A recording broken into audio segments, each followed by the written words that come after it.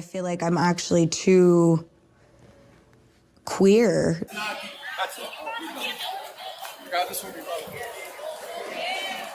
Getting this on film. Frankly, it should be banned from all public spaces because it's evil and degenerate.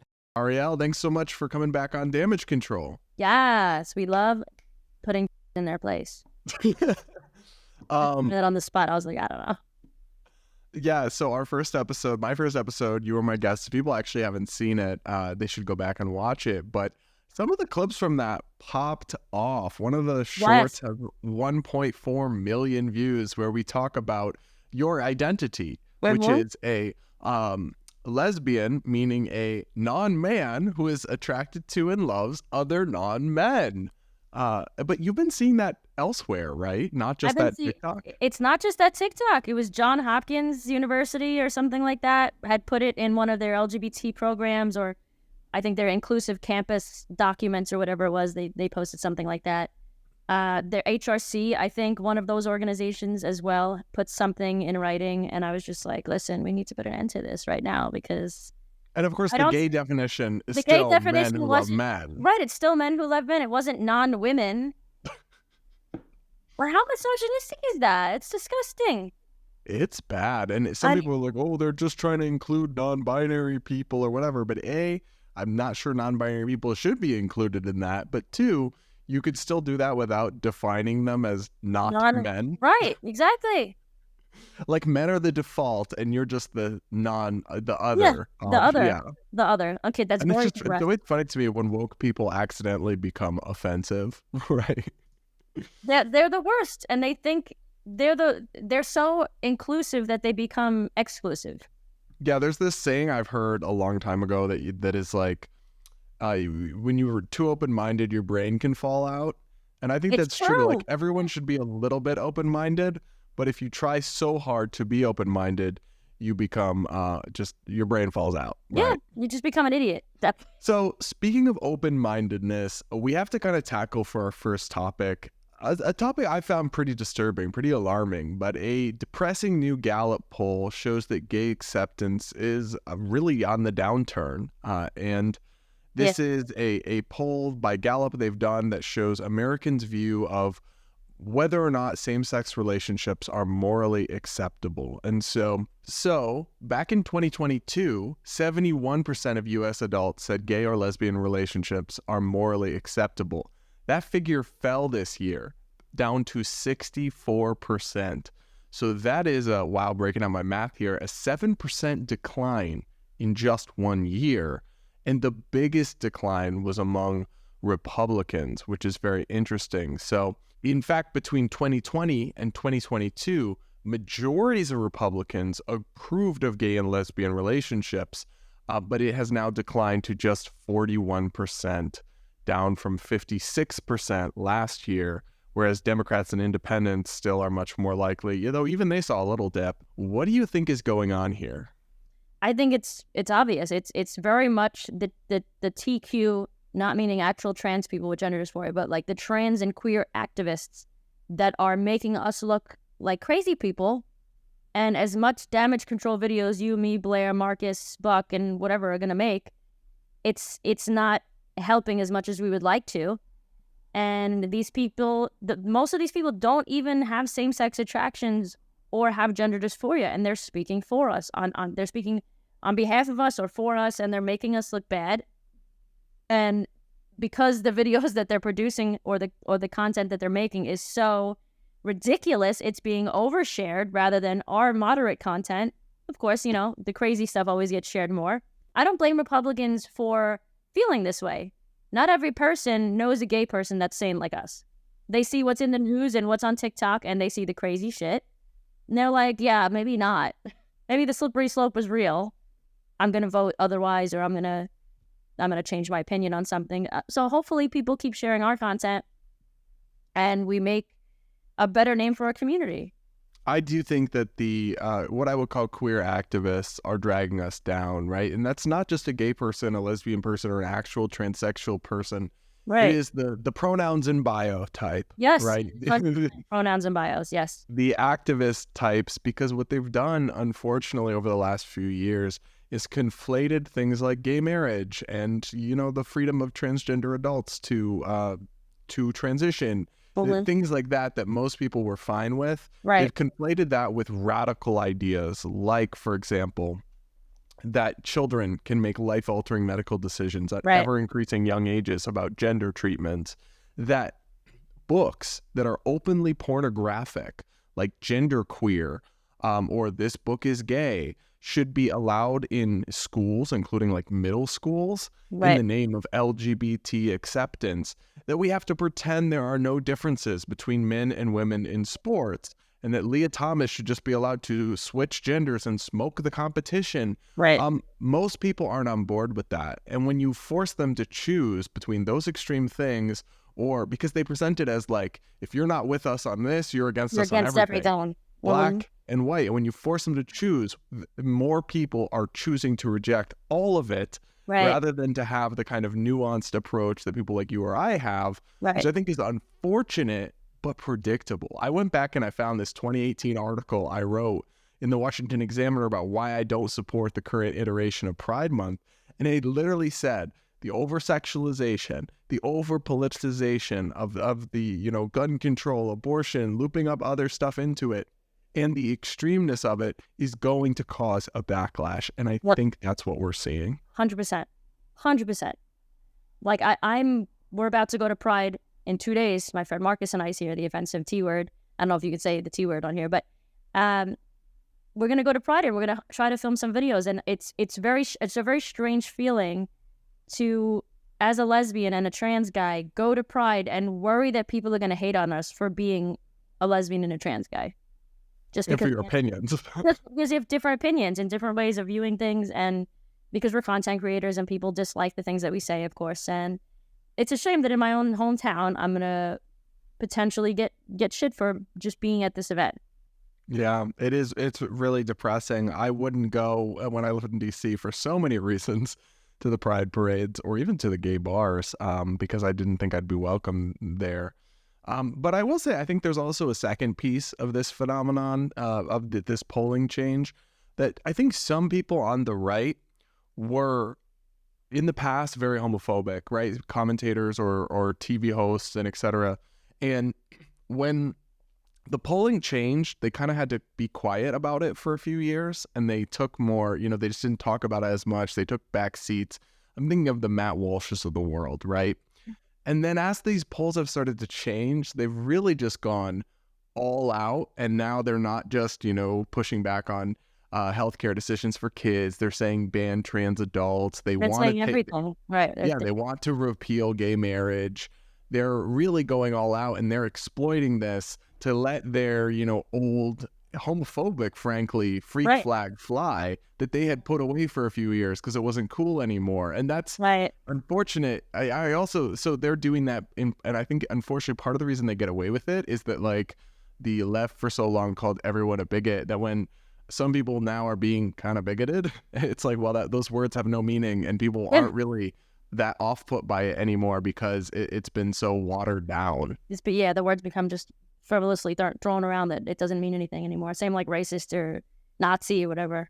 Yeah, occasionally we encounter someone who is racist or Nazi, and we're not able to properly ostracize them because they've called everyone that for so long. All right, well, I want to move on from that. We just got to keep doing what we're doing, damage control, your content, your Rumble, everything, because I think the more that people see normal, sane LGBT people, and the comment section for this new podcast has been flooded with people who are so happy we're all doing this. The more they see that, the more that they know that we're not all like the crazy they-thems they see on TV at night or in their algorithms or on libs of TikTok. Right. The more they know that most of us are normal, or at least a lot of us are, right, the less they'll backslide in these polls. And I think they will just hopefully recorrect a little bit, but not if they keep doing crazy crap. And that is what they're doing. They're not stopping, these TQ activists. I want you to take a listen to this crazy story about this woke realtor who launched a rainbow underground railroad in Texas. Take a listen. The end of this month can't come soon enough for Paul Lewis. Part of me hates the fact that I'm leaving. I'm leaving Texas, the home I've always known. This lifelong Texan will get to hand over the keys to his home in a Dallas suburb and start the long drive north to Michigan. Lewis sold his house through a real estate service called Flee Red States that broker Bob McCraney launched last summer. We're calling it kind of the Rainbow Underground Railroad. We're trying to get people out quietly and get them to someplace where they feel safer. The service has now helped at least 27 mostly LGBTQ+ Texans sell their homes. Many say their decisions are driven by laws that narrowly focus on them, like the one signed here Thursday by Governor Greg Abbott. It will ban transgender women from playing on female sports teams at the collegiate level. He says the state remains a welcoming place for everyone. Texas, over the past decade, has been the leading state in the United States of America that people choose to move to for our policies, and we will continue to advance policies that protect children, that protect women in sports, but protect all Texans and their freedoms. However, Paul Lewis would like state leaders to see how their efforts are making Texans like him look for an exit. I don't know if they lose sleep over it at night, but I kind of hope that they do, because I hope they realize exactly how much they're hurting people. Will Dupree, KXAN News. So I know gay people are dramatic, but like to compare leaving the state, which you are allowed to do, no one's stopping you, to the Underground Railroad where slaves had to be smuggled underground to avoid slave catchers to get to freedom, is so insane. And I would think from the woke perspective, that would be like racially offensive. It's not cultural appropriation, but it's definitely like experience appropriation almost. Like, how can you compare the two? They're not comparable. Like, you are a free citizen. You can go and come as you please. It's just, yeah, I honestly, I think it would be good to have somebody that's on the woke left and somebody that's a conservative person, a black person, speak on this. I would love to hear what they had to say. Yeah, I can only, I'm not black, right? But I can only imagine that if you're a black person, you had ancestors who were slaves, to hear these white liberals say that them hiring a realtor and moving to another state is like the Underground Railroad must be absurd. And I think it is, because he actually has come out and apologized. Really?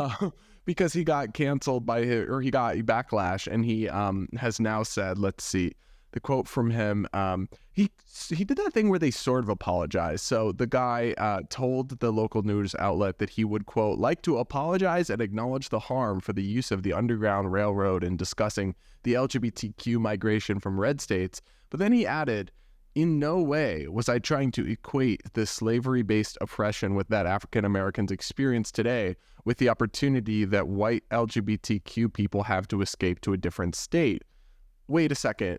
Yeah, isn't that literally what you were doing? You literally called it that. So you're saying I wasn't trying to do that? Yeah, you were. You were. Like, that's literally the whole point of the organization, is to help these people escape, even though there's no escaping. They're allowed to go.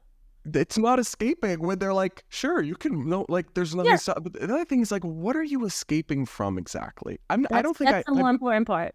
I probably don't agree with every one of these bills. There's probably some I have issues with. But right. I think they mostly affect like trans minors, trans athletes. Mm-hmm. I'm not aware of anything that affects gay men, or lesbian women, adults that's being passed in Texas or anywhere. What are they fleeing from? They're fleeing to somewhere where they'll be more celebrated for their identity, I think. That's a better way of putting it. New York City or California or somewhere. But what's funny to me is a lot of this is like safety. I don't know about you, but in most parts of Texas, I would feel physically safer more than New York City or Washington, D.C. at this point, even though there's going to be way more rainbow flags in those cities. That's true. Yeah, I'm here, and I just said, I feel less safe at Pride parades here than I do when I was in like Miami Pride. Yeah. Because I know there's a lot of Cubans there, and they're based, and like it's sad, but it's true.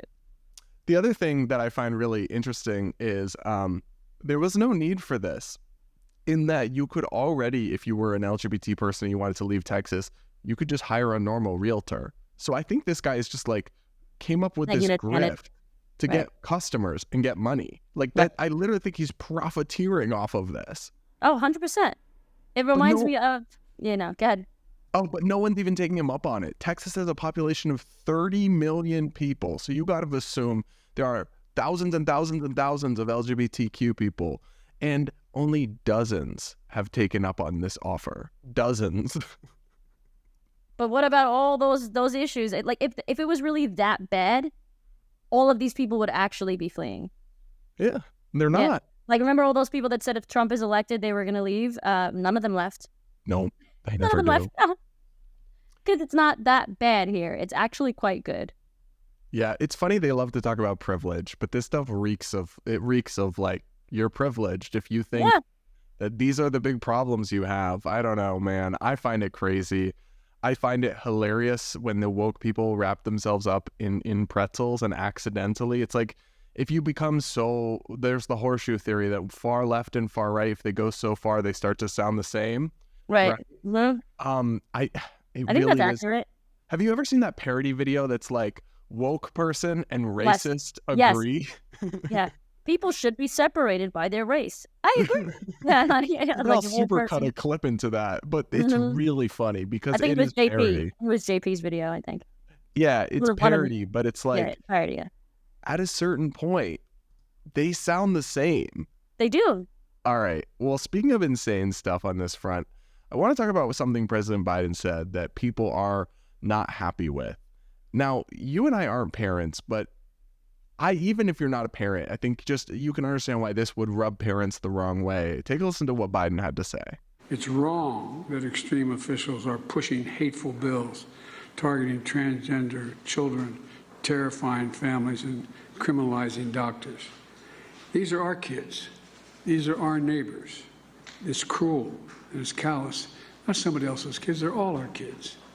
They're the kids, and our children are the kite strings that hold our national ambitions aloft. So he is literally a government official, and he's saying like there are kids. Like I don't think the children belong to the government or to society. I think that's like a creepy collectivist thing. I think actually they belong to their parents and their family. Yeah, I mean, back in the day when they would say it takes a village to raise a child, I feel like that's different because it was different times. And also, they weren't saying the village owned the child. Right, they weren't saying the village owns the child, right. It's just a very commie thing to say. And it is. It's almost like he's saying the quiet part out loud. But what makes it more maddening to me, though, is that Biden it's a creepy thing to say, I think, especially with his history of sniffing people and saying odd things. I mean, I'm not going to accuse him of anything, but he's an odd man. Yeah. But it's even more maddening because Biden actually, and I didn't even know this until very recently. My friend Tiana Lowe covered this at the Washington Examiner, and I learned about it. Biden has a grandchild that he does not acknowledge. So Biden says that he has 6 grandkids, if you ask him. He actually has 7. Hunter Biden, his deadbeat crackhead son, sorry, it's just the truth. It is what it is. Has an illegitimate child, a daughter, 4-year-old Navy Joan. And now Hunter Biden has gone to court time and time again to fight to lower his child support payments. Really? And to deny this child from having the last name Biden. And it's confirmed. DNA, parenting test. It is confirmed that this child is a Biden. And yet, whenever Joe Biden talks about his grandchildren, he says he has 6. He's not 7. Hunter Biden does not acknowledge this child. It's like, you are out here making these weird communist-y statements about our children. You're not even owning up to your own family. It's crazy. Wow, I didn't know that. Can you imagine that? Just like disowning someone like that from your family? He should have done that to Hunter, not to the kid. Yes, the kid didn't do anything wrong. Didn't do anything. Meanwhile, Hunter is still in his inner circle, still like partying at White House events with him and on the phone with the big guy and all this corrupt, sketchy stuff. You don't have any time for your grandchild who just because he's like illegitimate? Do people really still care about that? I mean, it's not the kid's fault. It's just strange because I really wouldn't have expected it. And I also wouldn't have expected that either. Isn't it weird that we don't know about this? Because imagine if Trump had done that. Right. Like, I feel like this would be a lot bigger story if it wasn't a Democrat. And literally every news outlet in the world would be talking about it. If but you can't. They don't discuss this on they the won't New York Times or CNN ever. No, they won't. Because Joe Biden, they want Joe Biden to look perfect. I don't know. He gets away with a lot, but to me that story is just another example of the double standard in the media. They really treat stories so differently. Or like on the rare occasion they do cover these scandals, they'll be like, Republicans pounce on Joe Biden's complicated family story or something is how they would frame it. That's exactly how they would frame it. Making somehow. They wouldn't say Joe Biden's son is a deadbeat dad. They would say like Republicans attack Biden for Hunter struggles with addiction or something. Right. Always making them look like the target and making them look like they're the ones being harassed when they're the ones. They're the pieces of shit. Yeah, I try not to like make ad hominem attacks, but I'm sorry if you like deny your grandchild's existence. Deny your own right, and if you're trying to get away with paying child support, you're also a piece of shit. Especially when you have plenty of money. You're not broke. You have plenty of money. It'd be one thing if you can't afford the child support, but right? You can afford it. That's not the issue. It reeks of entitlement. I just on his don't. Part. Yeah, like he's too good for it almost. And this isn't like a gaffe. It's not like he misspoke when he says I have 6 grandchildren. It's like at the White House they put out stockings for all the grandchildren. All of them had one, but not Navy Joan. Right? Wow. Like this is a very deliberate ignoring of the grandchild because Hunter had her illegitimately. Right. And I just think that is so messed up. And to me, it also makes it impossible to take his preening about our children and we must care about the children. Give me a break, Joe. You don't even care about your own flesh and blood. You don't even care about your own family. A DNA test and everything. That's crazy. Yeah, because for a while it was just suspected paternity. And then in the course of these proceedings, they literally did a DNA test. Wow. And Hunter. I would love to see what the woman that birthed this child has to say about this. I would love to hear what she had to say. And I'm surprised no one's given her a platform yet. Well, maybe we should. Maybe we'll hit her up. I would, if I could find her, I would. Yeah. Run. All right. I want to turn gears a little bit, and I want to talk about Demi Lovato. Have you seen this story? Yes. All right. So Demi Lovato has now decided that she will no longer go by they, them pronouns exclusively and is no longer non-binary because it was too hard. Take a listen to this. Explain to people. It was too difficult to explain to people, supposedly. I feel like I'm actually too queer to marry a man in my life right now. Demi Lovato is once again opening up about their fluid gender identity. In a new interview with GQ Hype Spain, the Cool for the Summer singer explained why she decided to go back to using feminine pronouns, saying, I constantly had to educate people and explain why I identified with those pronouns. It was absolutely exhausting. I just got tired. But for that very reason, I know that it is important to continue spreading the word. I'm not willing to put a label on it right this second, and I think I will get there, but there's a lot of things I have to do for myself first. Don't you feel bad for Arielle? How hard the struggle must be? How difficult her life must be. To me, this is just another thing that addicts do. Like, everybody knows that she's an addict. She's talked about it, right, publicly. This feels like another addiction. Like to attention? That she's immersed in this culture. She's addicted to the idea of being woke or being non-binary, whatever. And then she realizes, oh shit, that's actually not what I am. And she's trying to backpedal, but not make it about her misunderstanding what it meant, or her misusing the term, making it about everybody else. Everybody else. It was so hard for me to explain it to everybody else, and it was making my life harder, blah, blah, blah.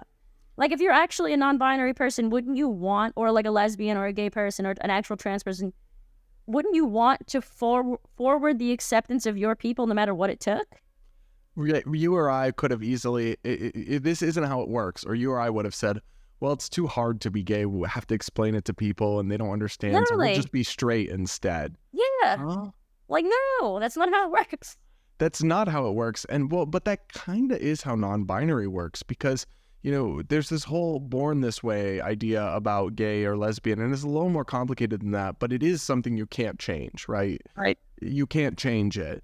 And the same thing with legitimate transsexual people. They have gender dysphoria from a young age. They don't choose that. And yet non-binary is very much something that people choose to feel like. It's like a flavor of the month. They feel that way for a while, then they don't. And it's like, that's why I reject it being part of the LGBT whatsoever, because it's not an immutable characteristic or a demographic. It's like a feeling or a fad that doesn't even make a whole lot of sense. But our identities, you can't try them on and take them off. Whereas this kind of woke fad crap, you literally can feel like it for a while and then stop when it gets too hard. That's not what we're like, so I don't appreciate being conflated with that. I love that. I love that you said that, because when I was in London with Marcus, who's staying with me at the moment, we were talking about people that we would see in the streets. And I was like, well, what do you think about that person? What do you think their pronouns are? Oh, she's probably a she, they. And I'm like, why is she, they and not a they, them? He's like, well, because she's not trying hard enough. Doesn't want to like fully commit to being non-binary. So she just does like a little something. So it's probably she, they, not they, them. And then like we would go on dating apps and I would ask him, I'd show him the picture and he guessed like 99% of them correct. Oh my, do you get like straight up men on your dating apps? Yes. I would say like 1 out of the 35 people, 1 out of 50 people. But like, that's kind of a lot if you think about it. 1 out of 50 supposed lesbians are just straight dudes dressing up. Yeah, like, Grindr they're legitimately like just cross-dressing men. So Grindr did this. Do you remember this Grindr video they did where all these people came in? Grindr did a promotional video where they asked like random people that were near them to come into their studio and record a video. And a bunch of people showed up. And I kid you not, like maybe a third of them weren't men. Real. They were binary women or something, or they were non-binary. They were drag kings. They were thems. They were some and I'm like, or they were trans women, which is interesting. I just found the whole thing odd. I really thank the Lord that I will never need to be on any of these apps ever again, because they are just absolutely terrible. But it is crazy how like you're not allowed to ever question these people like Demi Lovato or any of them. You just have to accept what they say. Like it's their truth thing. You have to accept their truth as the word of God, so to speak. Yeah, and and also all the media outlets switch on a dime. Like all of a sudden now the articles about Demi Lovato have she, her again instead of they, them. And so we're just supposed to uncritically accept these people's ever-changing self-perception. Like how it's exhausting to keep up with. And I just don't think it's legitimate. And I think that because this goes back to what we were talking about earlier, the decline in gay acceptance that's ongoing. I think when you're undermining our case for equality that we made, which was we're born this way, or at least we can't change this. This is just how we are. It's like characteristic we can't change, with people who literally do change based on the day or sometimes even the hour, how they feel. My response to that, my response to them, their gender's changing by the hour was, okay, if you can really change your gender by the hour, does that mean that if you are X gender today and I'm attracted to you, and then tomorrow you're Y gender, does that mean my sexual orientation is changing because your gender is changing? Like, no, you like the two things are completely, you know what I mean? Yeah. Saying that right, but I would love to hear somebody ask Demi Lovato, like, well, I've been feeling like a woman again. What is a woman, right? Yeah, like, what does that mean? What does non-binary even mean? Oh, well, sometimes I don't feel like a male or female. What does that mean to feel female or male? Feel female, you know. But they'll never probe. That's they'll sexist. Never ask these questions. Yeah. Because if you really did scratch beneath the surface, you'd find out that a lot of it doesn't make any sense at all. It makes no sense. It's just non-binary to me. Unless this is the only way I would think that it could be legitimate. I feel like non-binary could be a legitimate thing if somebody had gender dysphoria, but if possible, even if possible, and they could completely transition to the other sex and have it be fully functional in the way that a biological person's sex would be, they still wouldn't feel comfortable as that sex either, right? So they would be like in the middle, kind of. Like that's the only way I could see that working as a legitimate identity or a legitimate mental illness or whatever you want to call it. But most of these people, like 99% of these people claiming this identity, have no gender dysphoria. They're just dressing different, or they're claiming to feel different, or they just want attention. And it's sad because we've incentivized that by making identity victimhood points like a form of social currency, especially among Gen Z. Yes. And we shouldn't be encouraging people to discover new ways in which they are somehow oppressed. That is what we are doing.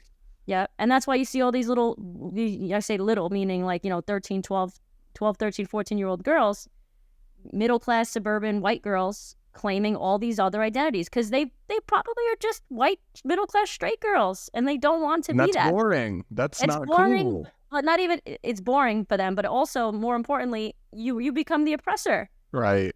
And they don't want that. They want to be the victim or at least not the oppressor.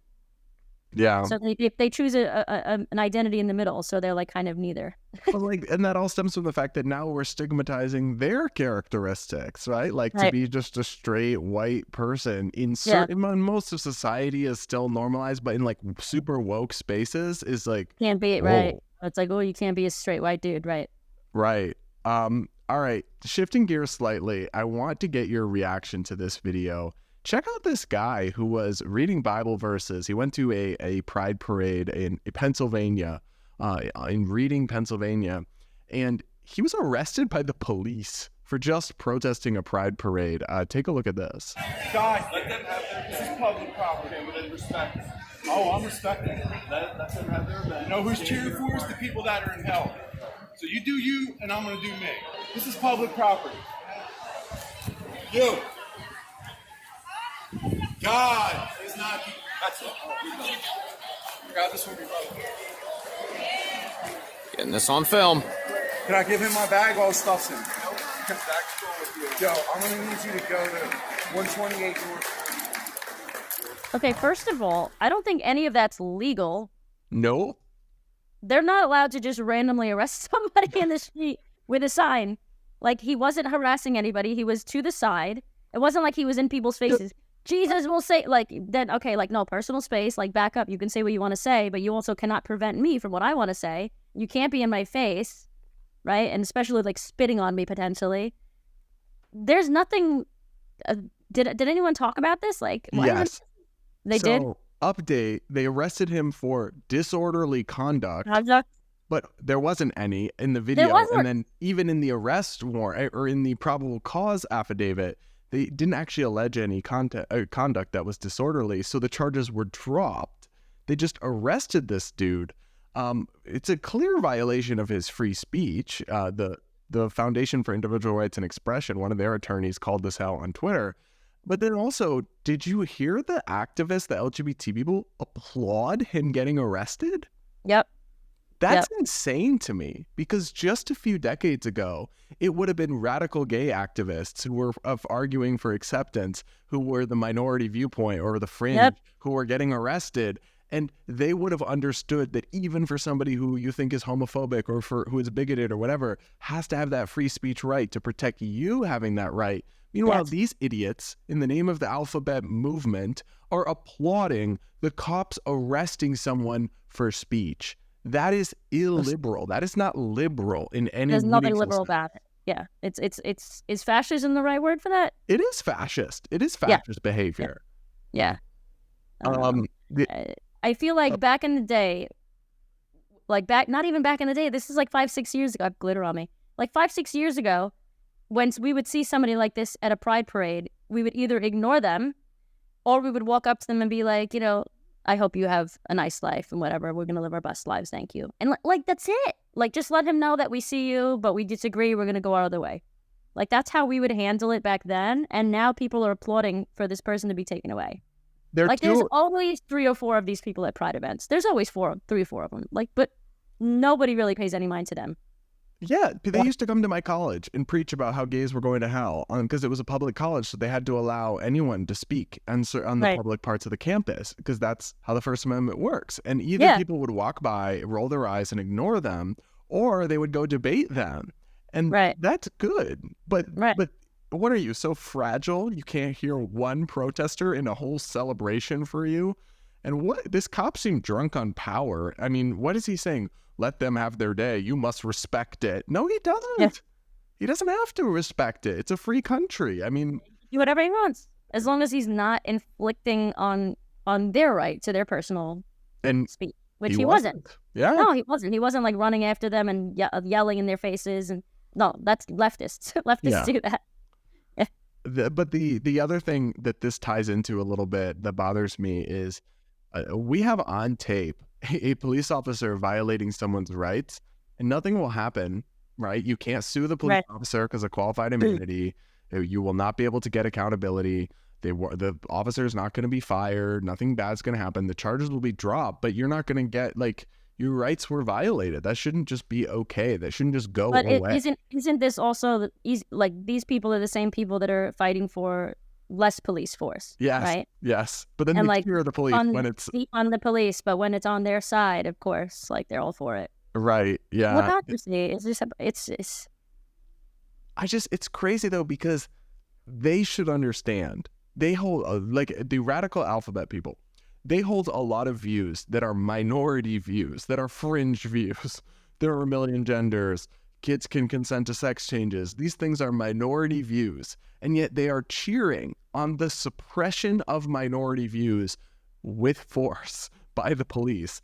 That's not going to work out well for you, sweetie. So if it was me, I would defend the free speech of this guy, or in the opposite situation, like a rainbow protester at some Christian event, right? I would totally defend that.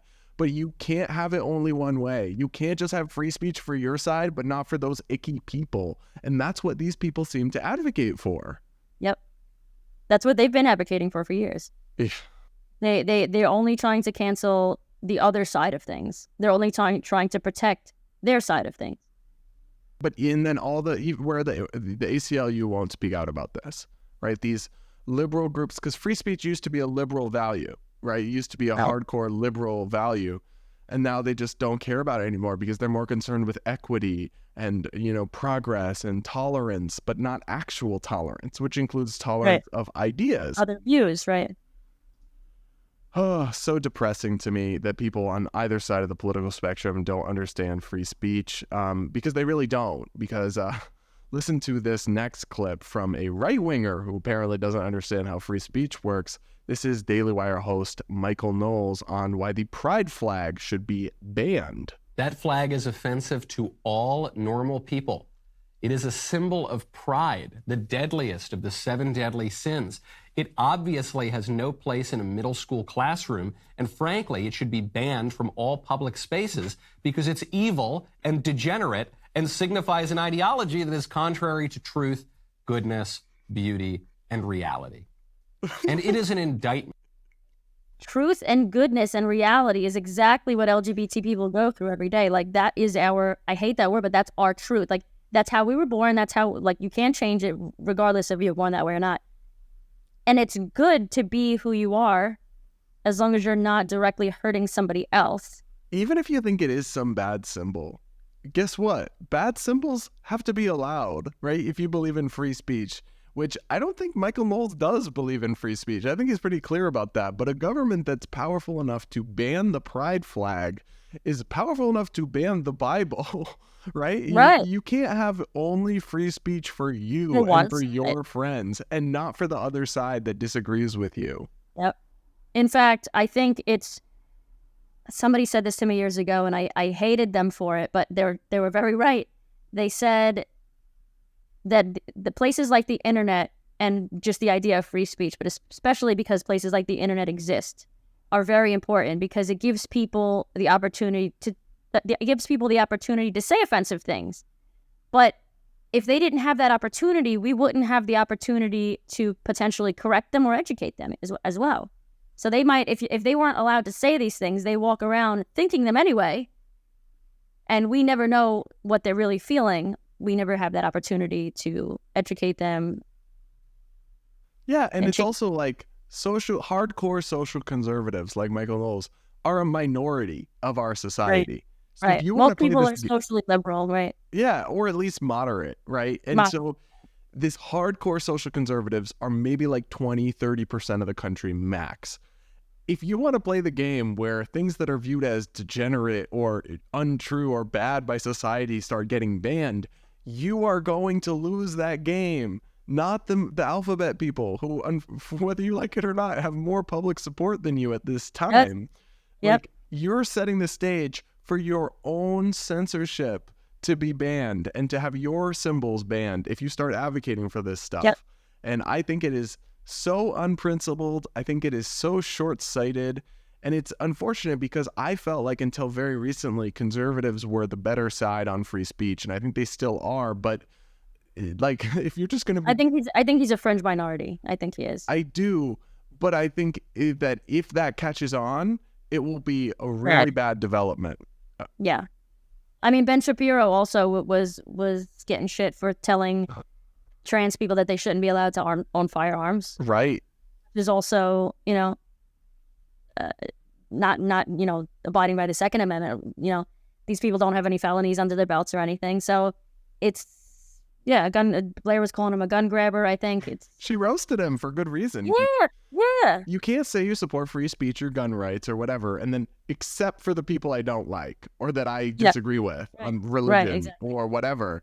That's not how society and rights work. And these people are setting the stage for their own downfall and their own destruction. And I'm not going to support it when it happens to them because I don't support censorship, but there's a little bit of schadenfreude about it, right? Like, be careful what you wish for.